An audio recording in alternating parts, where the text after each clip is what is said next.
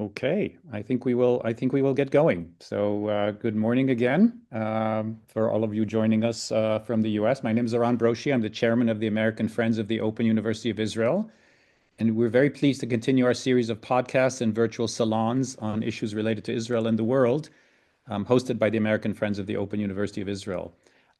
As some of you may know, the Open University is a nonpartisan educational institution, and with 50,000 students, we are the largest of Israel's 10 accredited universities. It is known for open access, for academic excellence, and its major role as Israel's largest educator of STEM studies. Today, we will focus on how the Open University and IDF soldiers together help power Israel's intelligence advantage.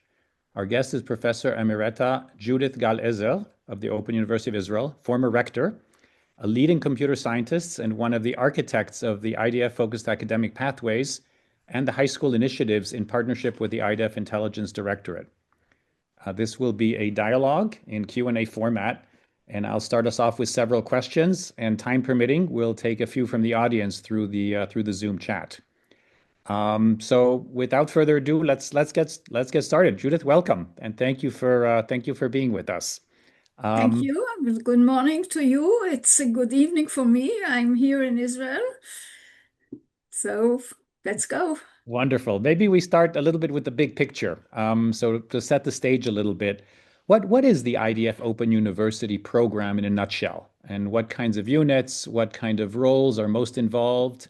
And roughly how many soldiers are studying with the Open University at any given point in time?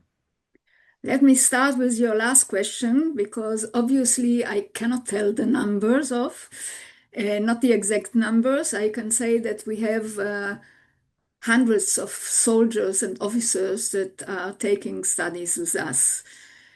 And this is, in a nutshell, it's a long-standing story. It started many years ago with one unit, which was mainly a tech, techni- technological unit. Sorry, it seems I'm excited and yeah.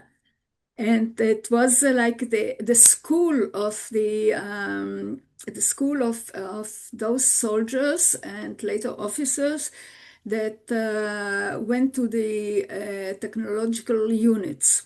And then it broadened and broadened, and we have now many from not only from the technical units, but also from students that take social studies and humanities, and but most of them take computer science. And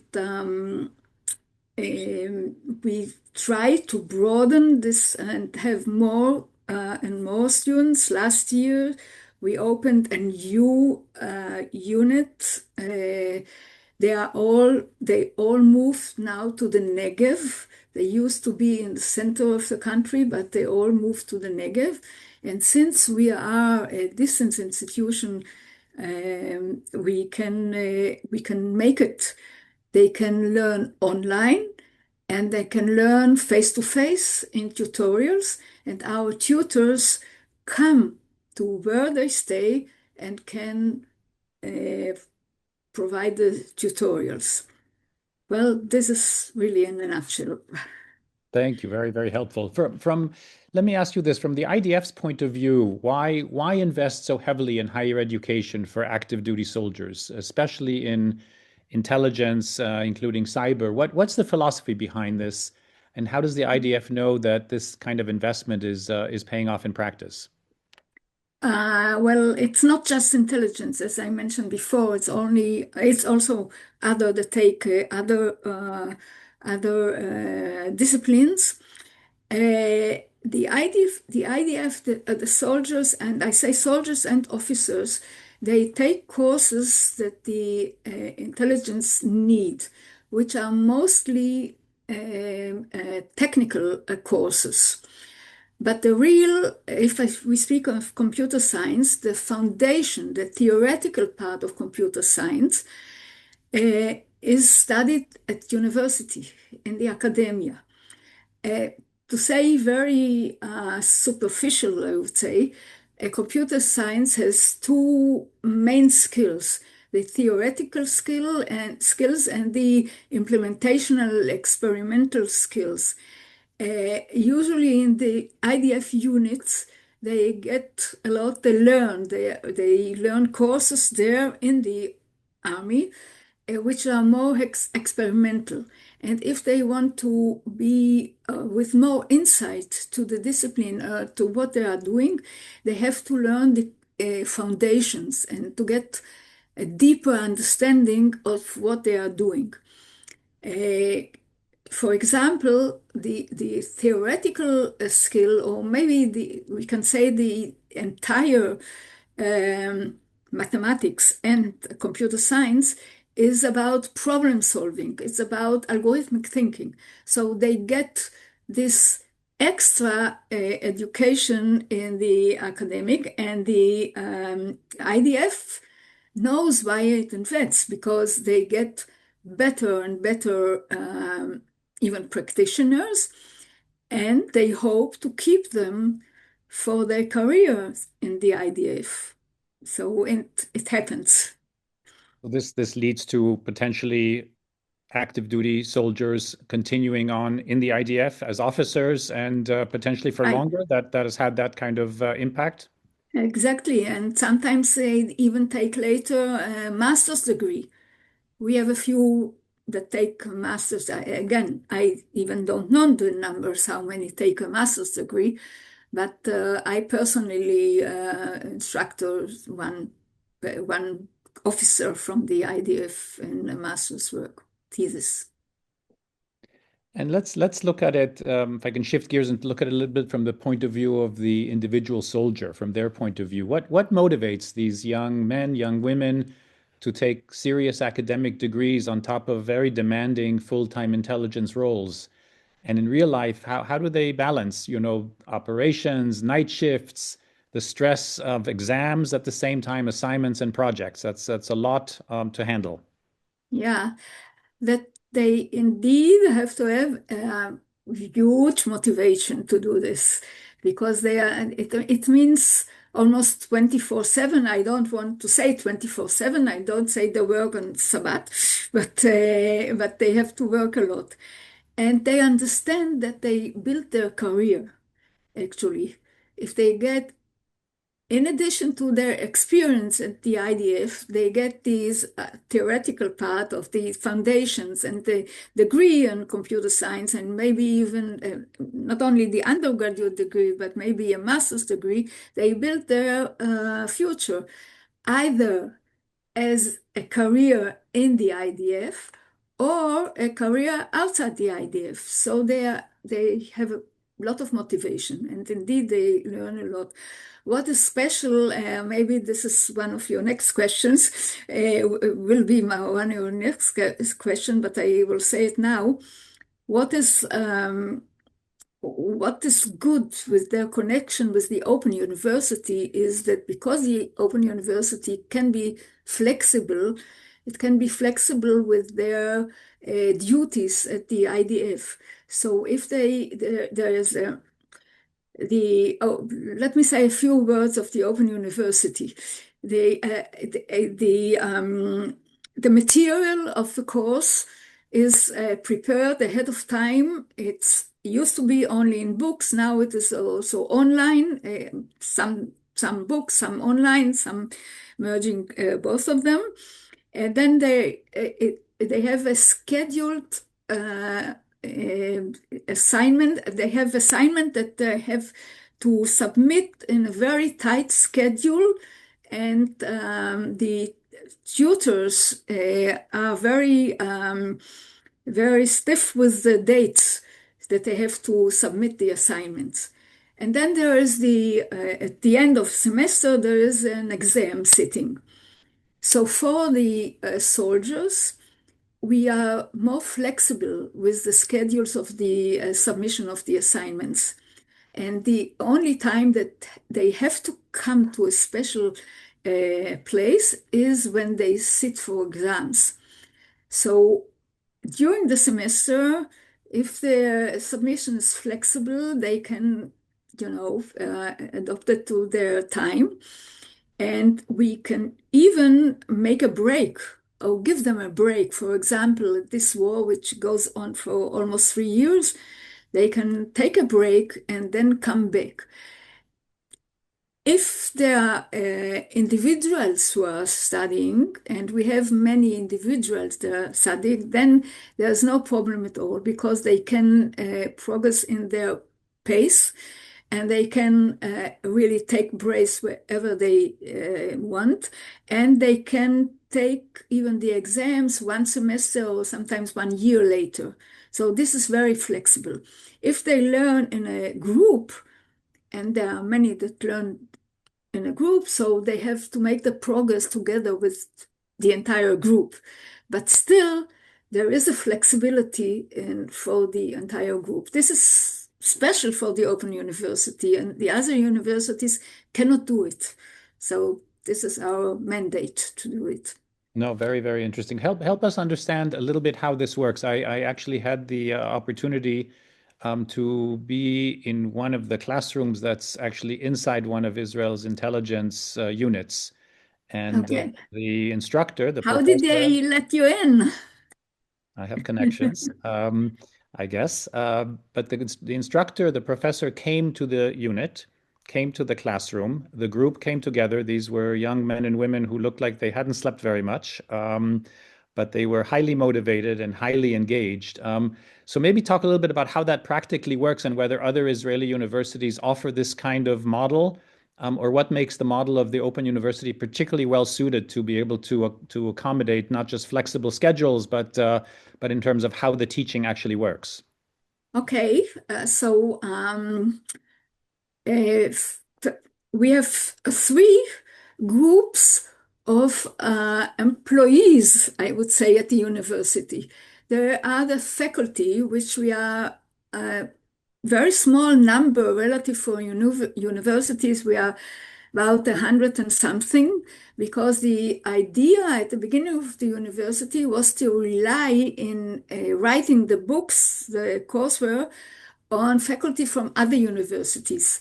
So principally, we were a small group of faculty. Now, since we have master programs and one PhD program, we are enlarging the number of faculties, but we are still very small relatively to other universities. The other group, which is much bigger, are the course instructors. I can say the word in Hebrew, it's מרכזי הוראה, if someone understands. And they are responsible for taking the course material, dividing it into, for studying during the semester, and then they write the assignments without even meeting the students.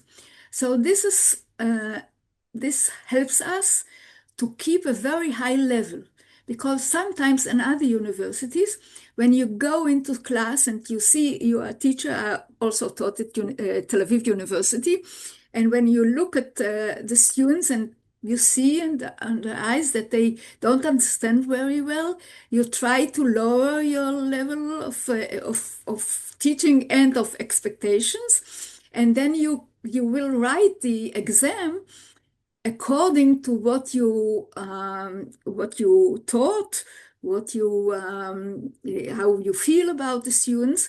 This cannot happen at the Open University, because everything is written ahead of time. The assignments and the exam is written by the course coordinators. And then the third group are the tutors. The tutors are those, not the professor. You didn't meet the professor at the unit there. You met the tutor, which is usually one who has a master's degree. Sometimes they have a PhD degree. And they are those that convey the material to the students at the tutor, at the site, in the site, or online. and there are synchronous online tutorials. Not all the students will attend the synchronous, but they can attend it later. They can see the tutorials later. Usually, they do it very close to the exam sitting. So this is how it works. And if you saw the tutor at the face-to-face meeting, and I believe they were not very, they were quite tired in this instance, but they still have to do it. They still have to do assignments after and submit it. To go on. Yeah, no, absolutely. No, very helpful. And I think it distinguishes a little bit one of the unique aspects that you're, I think, describing is that the research faculty that prepares, in a sense, the course content is separate from the teaching faculty that actually administers and interacts with the students, which I think is a very unique and model that the Open University Yeah, has.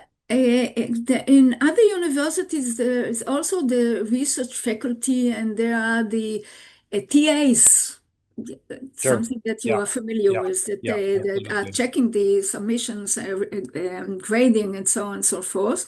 But the entire structure is different at the Open University. And one important thing I would like to add is that we take care of the periphery, of the geographical periphery. So since our tutors can come to any place, or the periphery students can join online, so we can cater to them, and Yeah, that's absolutely. important. Absolutely. Good. No, we'll touch on that as well. I wanted to connect it back though a little bit to the war with Iran and the war over since October 7th, which has highlighted in so many ways the remarkable intelligence capabilities of the IDF. And I wanted to get your perspective on whether this long-term investment, because this has been going on for many decades, that the Open University has been working and partnering with the IDF, not just active duty soldiers, but also obviously many reserve soldiers that are also students at the Open University, many thousands Sure, that are Open sure, yeah. University students and graduates. But how has this long-term investment in the academic training, in your view, contributed to the intelligence advantage, both technologically and in ways that the units think and operate? Wow, let me be very careful here. I think those people serving in these units are gifted from the beginning, and otherwise they couldn't do it. Studying and serving, and a very difficult undergraduate programs. The computer science undergraduate is a very severe one, and sometimes are taking the mathematics and computer science together, which is very difficult indeed. I think I come from this area, so I say it carefully, but I think it's the most difficult discipline to take because of these two different skills. And I believe, I hope, I want to believe, I want to be sure that our contribution to those gifted people was impactful. I think that they studied the entire discipline, not only the practical part, and they understood how to solve problems, and to systematically solve problems. This is very important, and it touches all areas, you know. So I hope and I believe, and I think the IDF believes it as well, because they keep this relationship with us. So For many years, for many I years. can say I was very proud to hear about what we were doing, but Of course, I of I course. want to be careful, and Yeah. But it starts with some very sort of talented individuals, and we're Yeah, helping, give them kind of additional skills and knowledge and understanding. yeah. Maybe with that in mind, let me ask you about a related program, not IDF specific, but the high school program, the gifted high school program that the Open University runs and provides for the young Geonim. So these are Why? youngsters who are maybe as young as 12, 13, 14, who 13, 14. 14 would be, 13, 14 yeah, plus. Why yeah. do so many of the top high schoolers across Israel that are ready for university level courses while in high school, and I believe something like two-thirds of all high school kids in Israel that are studying university level courses do so at the Open University across the country. Why are We so have, many of them do it through the Open University? And how does that pipeline and those studies connect ultimately to does it help connect to the IDF for these youngsters? yeah, here I can say that we have now around 3,000 high school students. And this is also quite 2 decades, I think. And the Open University was the first to offer this academia in school program.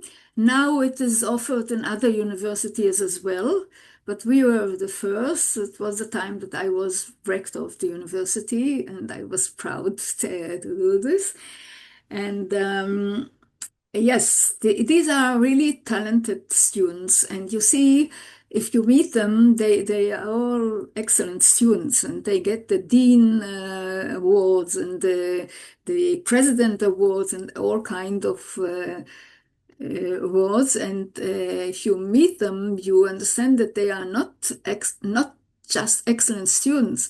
They have all kinds of social activities like Maccabi or the Scouts, and they are helpful to other people, and they play the guitar or the whatever. And so they are really very talented, and they are interested to study courses, academic courses. If they take bunch of, like in computer science, again, it's like 3 courses. In other disciplines, it's 3 or 4 courses. In this program, they can transfer to the Bagurut, The high school the graduation requirements. high In school education exams. And so this is one of the motivation, but not the only one. But many of them take the courses because they want to learn how to learn academic courses. We had this experience that we had a very talented group last year, and they did not succeed in a relatively simple course. And we understood that they just did not know how to learn an academic course. And I see it also with my grandchildren, how they prepare for a course in school, and how one must prepare for an exam at an academic course. It is different. So Mm. we have to teach them how to learn. And I hope this is what we are doing with the school students, and they take it with them later to, of course, many of them join the IDF units then later, and they keep studying with us, Does even the though IDF? they can move to other universities. Many of them Yeah. are still affiliated with us. And does the IDF value that kind of background and give it, is there any incentive in a sense for those high school kids from a draft IDF point of view, or how does that work? Uh, I I believe they do. We had like now 3 years. We have these big conferences with what we call malshabim, those who are in the um, 10th, 11th, and 12th, even 12th grade. that we come. We had this year, we had like 4,000 taking part of with the Zoom of the Open University. And there we from the Open University, we explained this academia and school project, and people from the army come and explain what is needed to study so that they get enlisted to these special units, all kind of units. Yeah. So then they understand what they have to do, and they take courses with Yeah. us or with other universities, but I understand what they have to do, how they have to prepare for. One of the things that they tell them from the army, that they have to sleep well before they come to Right. these exams that the Yeah. army gives them. So this is, yeah, so the IDF takes those Yeah. So it becomes, in some ways, it talented becomes and talented and knowledgeable yeah, high school students. talented, knowledgeable, motivated, Yeah, and you know, and motivated very much. hardworking. And Yeah, so it sounds like this is a feeder to some degree into some of the elite intelligence units as well. Some of these youngsters. yeah. Maybe to help us tie it together a little bit. You know, if you can help us walk through a little bit what the trajectory of a typical talented student, you know, who might start with the Open University taking courses in high school, might continue to study while in an elite IDF unit, and then moves into civilian life. How does this continuity of education shape Israel's broader high tech and cyber sectors? Wow. It surely does. Yeah, I believe so. I think so. It's not an issue of belief. Yeah. Well, they start, again, they are talented. Now, by the way, I will add something. The Minister of Education had this idea, it started this year or a year before, to have academic credits in school. Mhm. So this is for everyone, not just for talented, but everyone who take, again, I go back to computer science, but there are other disciplines as well. Everyone who takes the advanced program of computer science in school. Oh, I can talk aloud about this because our program is breakthrough in the world. We are um, offering it since the early 90s of the last century, and it is still a breakthrough. Well, this is another story. Let's go back to those who take the everyone, not just the very talented, who take computer science, the advanced program, the 5 unit program in school. Can take or should take, actually, the Ministry of Education wants them very much to take an academic course while they are studying in school. So this is not for very talented. We started it this year. I don't know how the IDF will look on these students, but sure enough, those who take a bunch of courses at the Open University, they will later either go to another university through the academic reserve. You know, the academic reserve is a program that you study, you take your undergraduate's program before serving, and then you have to, to sign for a few years. So either they will go to the academic reserve, or they will join one of the IDF's units and keep studying with us, or most of them with us. And then they decide whether they stay in the IDF as their career, or they go out to the civil world and maybe either go on studying for a master's or PhD degree, or open a startup Sure. and Of go course. to the Of high-tech course. industry. So this is So, the feeder network into the innovation economy. It's a cycle. right, right. So No, this will be, I think this will be the trajectory of the yeah. individuals that start very early and yeah. Absolutely. Absolutely. Interesting. Last question, as we're just looking at the clock here. So Oh, looking ahead a little bit, what should the IDF and the Open University be doing now to think about the future, to ensure that in 10 years, 20 years from now, the IDF still has the best trained and most highly educated talent in its ranks? Where do you see the greatest opportunities or risks if this is done well or if it's done poorly?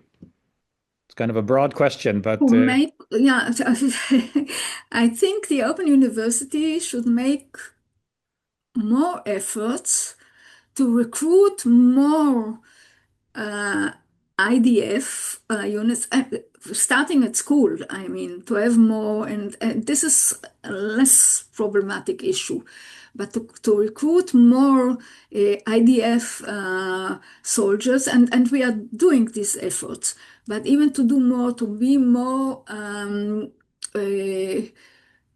more in stuff, not just to sit and wait until a unit comes to us and say, oh, well, we want to, but to be more instrumental, going out there.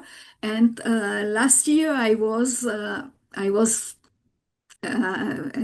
responsible for this. I was managing the relationship between the Open University and the IDF, and we went out there and we met with many officers and many roles and tried to convince them that there are lots of opportunities to join the open universities. It's good for them. It's good for the individuals. It's good for the country, of course, and it's good for the Open University. So absolutely. I think we should continue with this one. Absolutely. No, fantastic. Judith, listen, thank you. Thank you for taking time out of your busy schedule to speak with us about Israel's intelligence advantage and how active duty IDF soldiers are accessing cutting edge education in tandem with their service. Maybe just a brief word as we close. With 50,000 students, as I mentioned before, the Open University is the largest of Israel's 10 accredited universities. And with nearly 40% of the students studying STEM, is also today the largest educator of highly skilled talent for Israel's innovation economy, including, as we talked about, the best and brightest high school kids across Israel, active duty IDF soldiers, and thousands of reserve soldiers that are pursuing their studies after they leave active duty work at the IDF. And the impact reaches far beyond academics to resilience, opportunity, and really to Israel's future. So Yeah. I wanted with that to just thank our listeners. Um, Uh, Go I, ahead, I, please. I would Please, like please, one Judith. personal word Of course. about myself. Please. I'm very proud of what we are doing and what the university does and what we do in the STEM education. Um, I was one of the person who established the computer science department, and so all this is, very, very in my heart, and I'm very proud of it. Well, lots to be proud of, and wonderful to have you talk about that to our listeners and our listeners. I want to just, on behalf of both Judith and myself and the university, really to thank you for your commitment to Israel, for the topics that we discussed. And if you enjoyed this program, please be on the lookout. We will continue to do this series of podcasts and virtual salons. We're also visible on the website, afoui.org, afoui.org, Facebook, LinkedIn, but we also have a podcast channel, American Friends of Israel, and this podcast will be put up there shortly. So thank you all, and good afternoon and good evening. Thank you, Judith. Good evening. Thank you. Bye All the best. bye. Bye bye.